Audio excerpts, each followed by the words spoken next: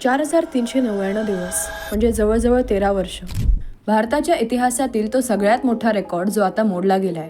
होय, 10 जून 2026ला PM नरेंद्र मोदी यांनी जवाहरलाल नेहरूंचा स्वातंत्र्यप्राप्तीनंतरचा सगळ्यात जास्त काळ सलग पंतप्रधान राहण्याचा रेकॉर्ड पार केला आहे. पण खरी गोष्ट फक्त ह्या रेकॉर्डची नाही तर जगभरातून आलेल्या रिॲक्शन्सची आहे.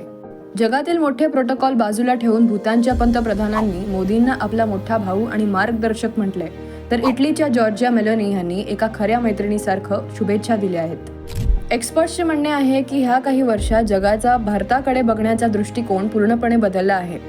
जो देश आधी फक्त गरिबी आणि अडचणींसाठी ओळखला जायचा, आज तोच देश इनोव्हेशन, UPI, डिजिटल पेमेंट्स आणि उत्तम इन्फ्रास्ट्रक्चरचा ग्लोबल हब मानला जातो. केन्याच्या राष्ट्रपतीने तर असे म्हटले की एका साध्या कुटुंबातून येऊन सलग 3 वेळा जनतेचा असा अफाट विश्वास मिळवणे ही संघर्ष करणाऱ्या जगातल्या प्रत्येक माणसासाठी खूप मोठी प्रेरणा आहे. तुमचे काय मत आहे आम्हाला कॉमेंट्समध्ये सांगा आणि सबस्क्राईब करा.